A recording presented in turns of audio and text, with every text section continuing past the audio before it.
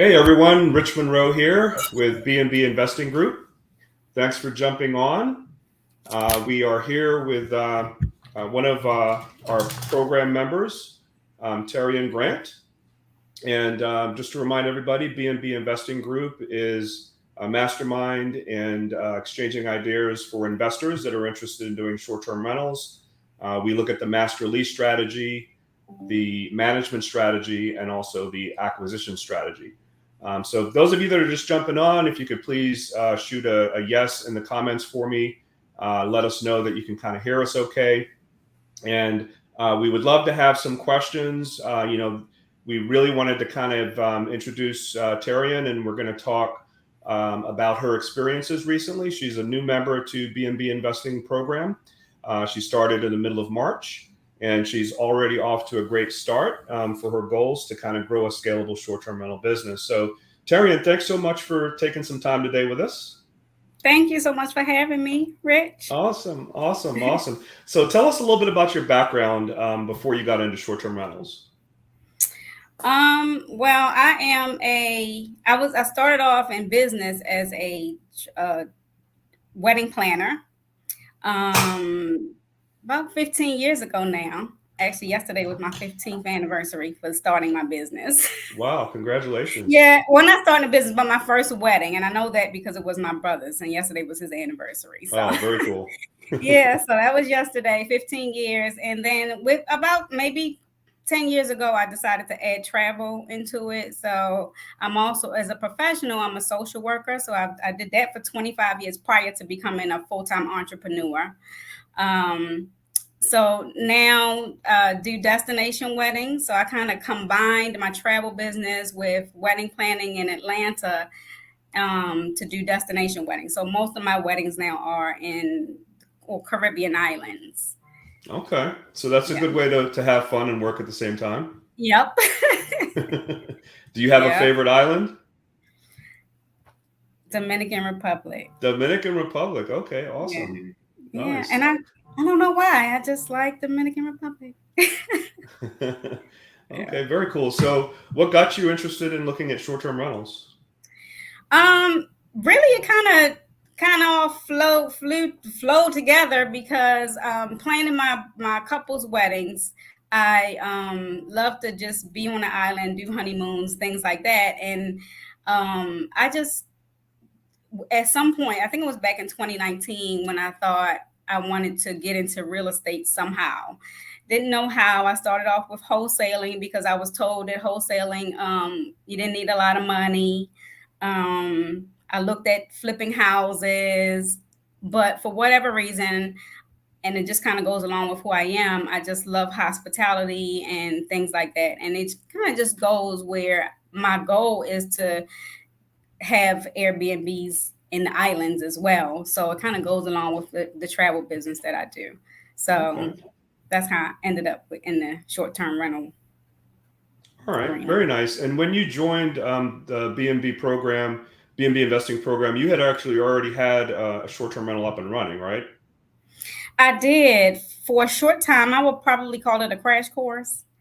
Mm-hmm. It was about 6 months so we did, and I did it actually with a friend of mine. So it was kind of informal. It was their house, but it was really a good experience for me because it wasn't a lot of risk. As far as financial risk, we already had the house, pretty much everything. We just really set it up and did it. So, but it was good. It was a really good experience. But it was about 6 months, and then we had to close it down. Okay, and then so when you joined the group, you basically wanted to start off targeting the master lease strategy, rental arbitrage, to try to get some units up and running. And so tell us a little bit about how that worked out as far as prospecting and looking for those types of opportunities. Well, I came across I am in a group. So first I was looking, learning in the course how to look and contacting landlords and things like that. You sent me, I don't know if you remember, or tagged me in a post of a lady who was trying to rent out one basement. So I kind of started there. and I can get a little bit into that if you want me to. But and then Yeah, sure. okay, so I started there. Did a lease with the lady and was getting ready to do her basement for Airbnb, and I guess it was just kind of inside of me, just wasn't it wasn't flowing. It wasn't to my standard. I would have to put a lot of work into it. Not horrible. It really wasn't a bad basement, but the standard that I want to be at with the Airbnbs more on a luxury side, it just didn't. I would have to do too much to it, so I decided not to. So that's where I Okay. Yeah. started. Yeah. No, I remember you had like a laundry list of items that the lease was contingent upon you signing, with the landlord agreeing to make all these improvements, and it was a pretty long list. So, Yeah. um, you probably did make the right decision in terms of passing up on that particular one. Yeah. What? I mean, she was actually pretty nice. Sorry to cut you off. She No, was you're fine. actually pretty. She was willing to do a lot of the stuff. She really was. Yeah. Okay, but I think it's important, and for people that are kind of just starting out, it gets really anxious, right? So a lot of the prospecting, you're going to get a lot of no's. You're going to get people that just they can't wrap their head around it. They're old school landlords. They just don't want to go there. And so when you finally get a yes, you have to make sure that you're disciplined to check all the boxes, right? Is it reaching my profit targets? Am I going to make a big enough net return to recoup my investment and start making money on that unit? And you kind of have to go through that checklist. And in this example, like you said, the property wasn't up to standards. There were some things that needed to be tweaked and changed, and furniture wise, and so on. And so it's really easy to kind of jump into the first yes you get. And so I commend you for having the discipline to say, you know what, this doesn't really feel right. Because at the end of the day, this is something you're going to be living with in your business for, at a minimum, 2, 3, 4 years, hopefully a little bit longer than that. And so, Yeah. In the beginning, it's good to kind of be disciplined and kind of stand to your criteria, to your target of what you're looking for. So that's a great job that you did that. And so you kept going from there. You kept looking, right? Yep, I did. I did, and also with that, when I had to go back a couple times, and that helped me make a decision. Also, I just kind of had to go by at night. I just had to do that, and so that helped me come to that decision. But anyway, I kept looking, and then I am in a group called Black Girls in Real Estate, with Janine Smith, who was also one of my mentors. And she specializes in flipping. But in her group, Black Girls in Real Estate, she has just lots of people that do a lot of things. So I met a young lady in Jacksonville who actually has contracts with apartments and things like that. And then she kind of sells a turnkey apartment for us to lease out. So was my second one. And so I did that, and that's in Jacksonville, Florida. So that anxiety was really high with that one also, because it's so far from me. So but Yeah. So because you don't live in Jacksonville, right? You live here in I Atlanta, live in Atlanta, yes. right? And so I think the beauty of this business, though, like we've all talked about, I mean, once you kind of learn it and can kind of build a process behind it, you can do this anywhere in the world, and you don't have to physically be in that market. That's right. But it is a little bit anxious when if you got to jump in the car, it's like at a minimum, a 7-8 hour drive to get to Jacksonville from here. About 6. About 6 5, 6. hours. Okay. Yeah. Yeah, we expanded into the Tampa, Florida market a little over 2 years ago now, and we have a couple of units, 3, 4, 5 bedroom houses that we manage, and some 3, 4 bedrooms that we have rental arbitrage with. And my wife Marva and I spent about first 2-3 weeks getting things set up, getting the team set up. But once we did that in the beginning and made sure that everything was correct, I mean, there's no reason for us to physically go down there any longer. And so there's ways to set up the operation in the beginning to make sure you have that boots on the ground coverage. Right. So that's what you did in the beginning as well. Yep. With your help, It's just telling me all the systems that I needed to use. And it's turning out to be really good right now. I had to make some changes in the beginning with cleaners and things like that.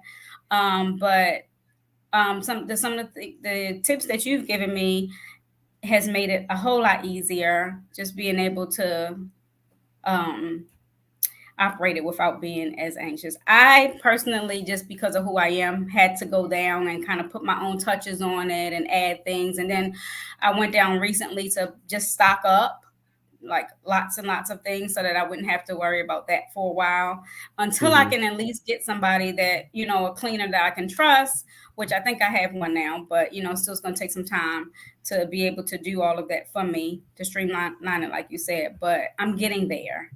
And Okay. all the things that you've shared with me is working so well.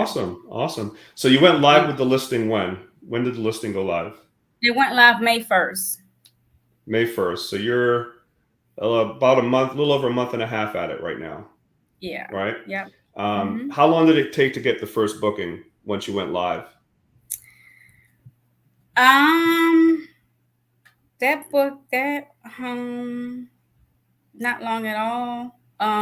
Probably a couple days, to be honest. Couple days. And then once you go live, you're kind of off to the races, right? I mean, there's no looking back at that point. It doesn't stop. Right. Nope. So I'm going to share my screen and take a quick look at your listing here, so we can show everybody the awesome job that you did. Let's see here.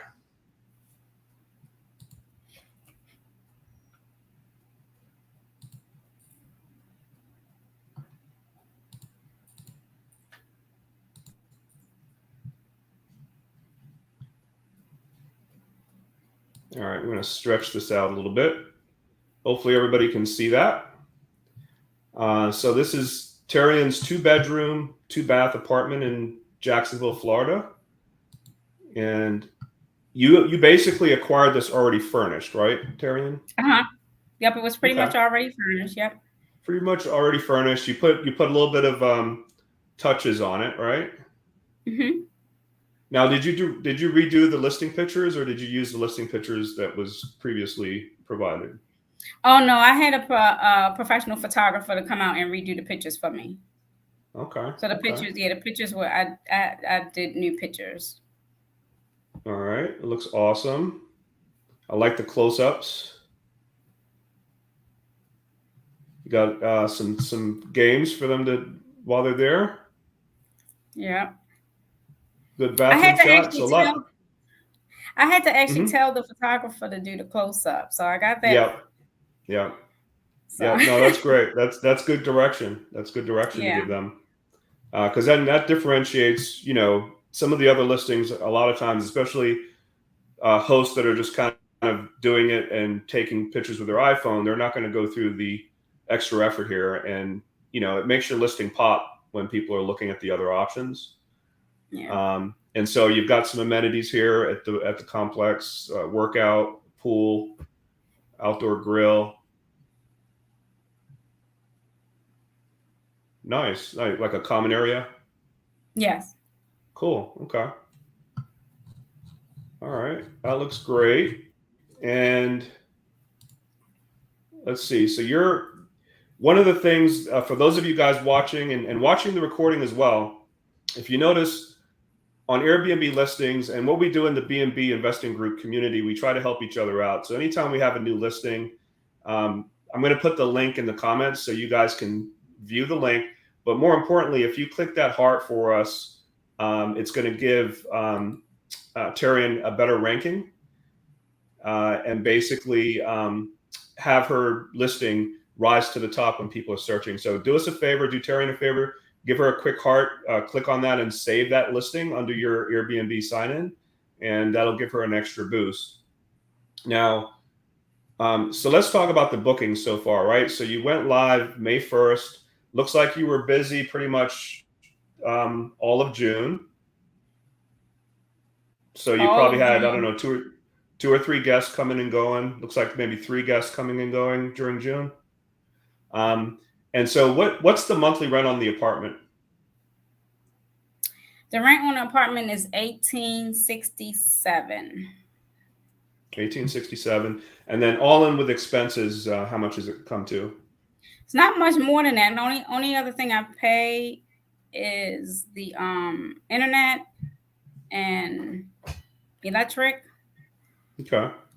So another couple of $100. So you're at kind of 2,000 as a cost every month, right?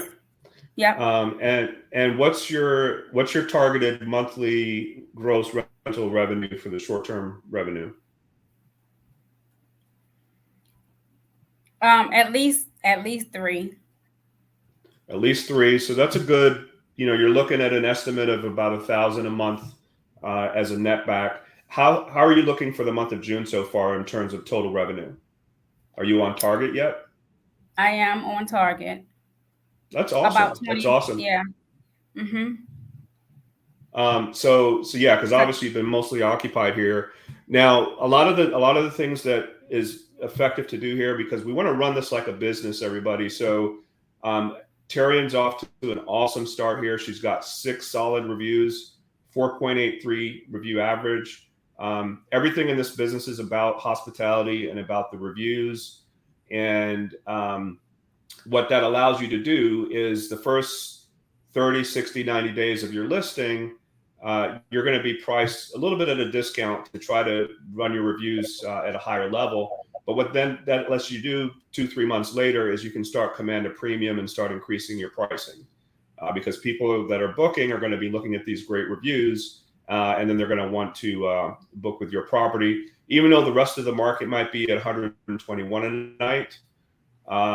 You can be able to get 20-30% higher. So most of our students and most of our listings are usually going to outperform what the average market does by 20 or 30%.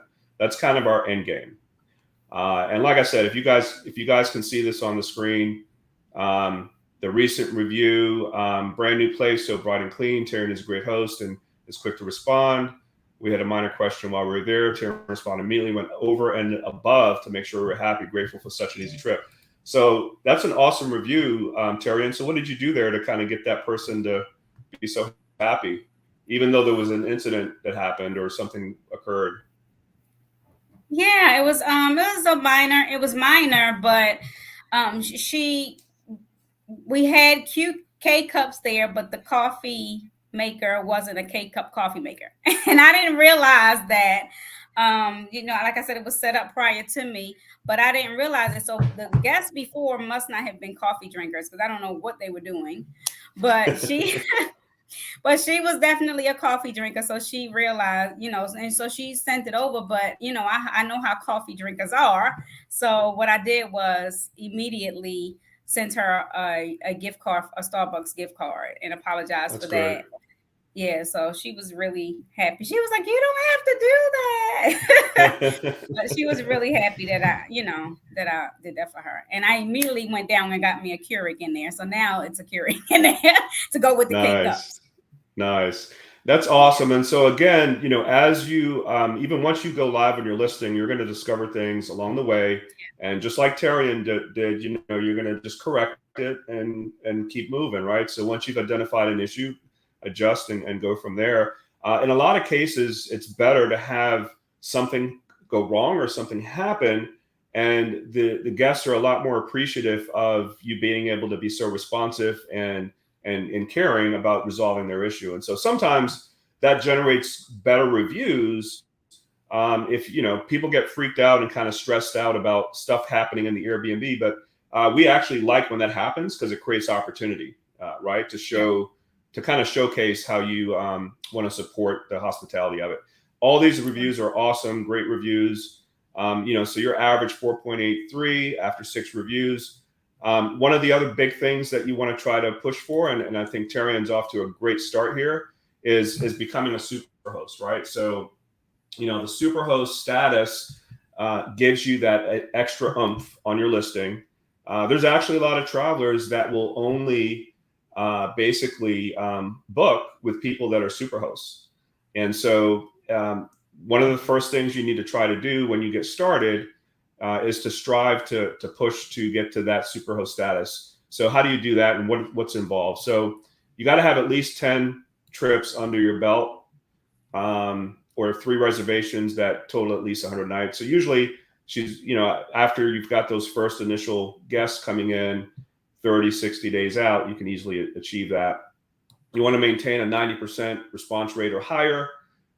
This is something that is pretty obvious you should be actually doing that anyway, because you don't want to, people that are inquiring on the listing, you don't want to not be very responsive, or even people that are staying at the property. And so that's something you should be doing anyway. This next one is kind of logical and makes sense. Maintain a less than 1% cancellation rate, with exceptions made for those that fall under extenuating circumstances. And so what does that mean? So they don't really want you canceling on the guest. So in other words, if you have somebody book a property and they're looking to stay there, it's not cool a few days before that you cancel on them. And so this is something that's frowned upon. You actually can get a penalty fine from Airbnb if you do that too often. And as well, they're going to penalize you for your superhost status. And so that's something to make sure. One of the things that we tell folks to do, and that we do in our business, is worst case scenario, if there is an incident or something that occurs, which will happen, that you have to cancel, try and get the guest to do that, have them cancel, create an incentive for them to do so, whether it's a future credit or some sort of an offset, versus having you do it, right? So try that first. Then if that doesn't work, try to go along the extenuating circumstances policy realm. So what that means is if there's something that causes you to have to cancel that's beyond your control, then you shouldn't be penalized for it. And so, for example, if the HVAC goes out 2 days before the guest is coming and you've got to get a new one repaired, that's considered an extenuating circumstance. And there's a couple of other examples, but this one, Tarrian's already off to a great start. One of the most important ones, obviously, is maintaining a 4.8 overall rating or above, and be able to maintain that on all of your listings. So if you've got 10 listings, all 10 listings, your reviews should be averaging at 4.8 or above. What they do is, on a quarterly basis, they review this criteria on the platform pretty much automatically based on your performance. And they look at those 4 different attributes. And so, the next opportunity for the review is July 1st. And so they'll look at Tarrian's listing, they'll see how that criteria is met. And if she's met all those criteria, she'll get superhost status. If she misses it, then it'll go to the next October 1st. But like I said, I think, Tarrian, you're off to a great start. I mean, I think you're going to definitely hit that sooner than later. For those of you guys watching, give us some comments on what you guys think about Tarrian's listing and how she's done so far. I think it's incredible that she's gotten some great reviews. This is what we teach folks to do. And Tarrian hasn't wasted any time making sure that she's off to a great start for that. So please throw that in the comments. Let her know what you guys think there. And also, if there's any questions about what Tarrian's experience has been so far, feel free to throw that in the comments as well. So Tarrian, I've been running my mouth here. I want to hear more from you. So what are your plans now that you've got this one up and running and somewhat on autopilot? What's next? What are you looking to do now? So I'm looking for another one here back home in Atlanta area, arbitrage. But very soon I'm also going to go into acquisition and try to purchase, because I would like to do 3 or 4 bedroom home. So I think the apartment is nice and small, and but even when I had my first one, the 3 bedroom home that I had, you can charge more, so I think there's a more of an income, revenue if you have a larger space. So I want to do that. Okay. Yeah. Well, I mean, obviously, there's more income, but there's also more startup expense too, right? So to furnish a 3 bedroom costs a little bit more than what it would for a 1 or 2 bedroom. That's right. Are you gonna try to acquire property through purchasing for the next one? Okay. Well, And whatever comes. So you're keeping the pipeline open for both opportunities. If there's another Yes. rental arbitrage, and that's what's great about rental arbitrage, is once you get one or two of those relationships with those landlords, they're going to see how great the property stays in shape, and how less of a hassle you are, because a lot of their other tenants are constantly bugging them about little minor things that you're going to basically take control of, because you don't want to be waiting on them to fix something. You're going to want to kind of take control of that. And so a lot of the times it only takes one or two of those landlords to very quickly get opportunities, to where you start out with one unit, and then before you know it, you're getting offered 2 or 3 or 4 of the units from that same landlord owner to potentially rent. So it's a great way to scale in the beginning and get off to a good start. And so on the acquisition side, so you're looking to buy a 3-bedroom in Atlanta? I'm hoping to, yes. Okay. And are you looking to buy something that's already kind of retail ready to go, or are you going to be doing like a minor rehab on it, or what's your thoughts there? Well, minor. Paint, bathroom, maybe kitchen, small stuff, nothing major. Okay. I looked at doing flips at one time, and that's just not my thing. Mm-hmm. Everything's not for everybody. So, but definitely, I don't want to go out and have to spend $500,000 on a house either. So, minor things that I can, change. And Okay. And in the BNB investing program, are we kind of walking you through a different strategy with acquisitions compared to master lease opportunities? yes. Are you asking? Say that you asked me a question. I thought you. Yeah. So is there, in the Yes. course, in the BNB program, is there a way to kind of have a different look or a different viewpoint if you're acquiring a property instead of doing master lease? Yep. So in the course, I took them. I started with the master lease, meaning I'm renting from somebody. So I started with that. There's a whole separate part of the course that's acquisition. So it helped. I haven't started it yet, but that's my plan to do that, to help you how to get funding and all that kind of stuff, so that you can actually start to look to buy. So that's Okay, my next. cool. Yeah, and so I mean, what I like is the diversity, right? So to your point, you can be looking at different opportunities, and whichever comes first, you can kind of engage with. And the other strategy, obviously, is managing other investors' properties, which is another quick way to grow if you don't have a lot of capital in the beginning. And so we have a separate track that focuses on, how do you prospect for those types of clients, and what kind of agreement should you be using, what kind of reports should you be sending to those clients, and so we kind of arm you with all that. So later on, you can also add that on as well as a third strategy if you wanted to. I'll be doing that also, because I have a brother who has a house in Maryland that he is ready to start to do it. So finally, because I've been telling him for a long time, we need to do something with your house. So I'll be definitely taking the property management, so I can do that for him also. So. Okay, very cool, very cool. So big picture, long term, where are you trying to get to in the next 12 months or so? How many units do you want to get to? Okay, so my goal is 6, and at least 1 out of the country, in DR. Okay, in DR, of course. Yeah. What part of DR? I don't know yet. I'm actually, Rich, I haven't told you this yet, but I'm actually speaking with a real estate agent in DR already. Nice.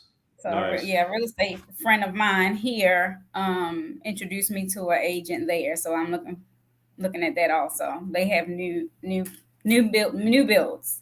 So. New builds. Okay, very cool.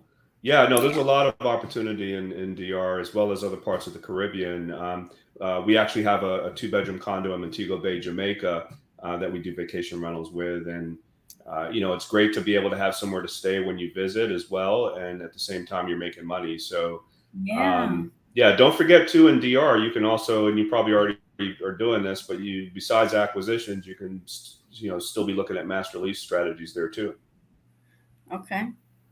Yeah, I mean, we do rental arbitrage opportunities in Jamaica and some of the other countries as well. So it's not too different in terms of how you go after it and how you structure it, and how you do your market analysis. It's in a different country, but all of the same principles apply. And that, again, that's what I like about this business. You can do it anywhere in the world for those different strategies. What part of Jamaica is yours? Montego Bay. Oh, okay. Yeah.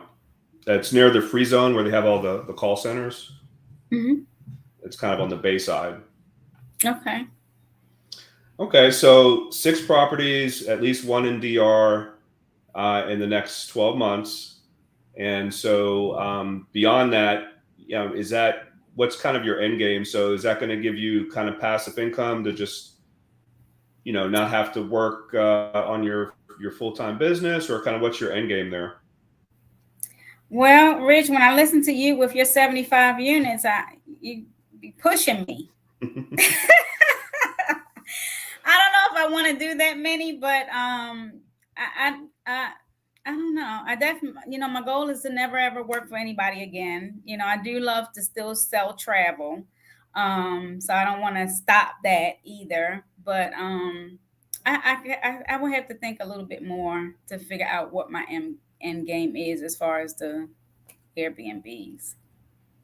Yeah, I mean, because when you get to a certain number of listings operationally, and what it takes to kind of handle it, from cleaning teams, maintenance teams, back office, guest communications, it takes a very similar amount of effort to do 10 as it does 50, right? Okay. And so if you have the opportunity to scale and add more units, it's not going to change your overhead expense too much. And that's why, it gives you the flexibility to be able to start with a foundation, start with, some master leases or some properties you own, but then be able to have the flexibility to manage other people's properties. Because at the end of the day, if those opportunities are there and you can make 25% of their rental income, and you just throw it into the same process that you already have set up, without too much additional expense, essentially you're just adding more net cash flow every month, and being able to do that fairly easily. It's not till you start getting north of 65 or so listings that you have to make some major changes to operationally. At that point, you probably have to hire someone. And so we manage 75 properties without any employees. It's my wife and myself. She handles a lot of the kind of the oversight of the cleaning operation and staging and setting up properties. I handle kind of all the technology, the bookkeeping, the financial aspect of it, the pricing. And then we have a lot of duties that are delegated that kind of come off of our plate. And so, once you've got it built up to that level, and you have the opportunity, so I'm not suggesting you should say, maybe I should get, 100. No, not really. But if it's not too difficult to change your infrastructure and handle the operation and maintain those good reviews and the quality with the hospitality with the guests, then it's definitely achievable. Within a couple of years, 2, 3, 4 years for sure. I appreciate the push. That's why I'll be right there at your coattail. And I have been for the past couple of years, following you and your wife. So okay, well, awesome. Well, I'm glad we were able to get you on today and kind of tell us your experience. We'd love to have you back again, because I'm sure you're going to be trailblazing and very quickly getting a couple more listings. And so we'd love to have you back on again and kind of talk through those opportunities for sure. Did you have anything else you wanted to touch on before we close down? I don't think so. Thank you. All right. Well, awesome job, Tarri, and thank you so much for taking the time. And for those of you watching, again, BNB Investing Group, we provide coaching and consulting to investors like Tarrian that want to kind of grow their business and get started. Our whole objective is to get you up and running with your first listing, generating revenue within the first 90 days, and then kind of building a scalable business from there. And so if you're interested in that, feel free to send me a message on Facebook Messenger, and we can schedule a quick call and see if this is something that might be a good fit for you, or kind of get more info on what your goals and objectives are. So Tarrian, thanks again so much, and we'll hope to see you soon. Thank you. All right, take care. All right. All righty. Bye-bye.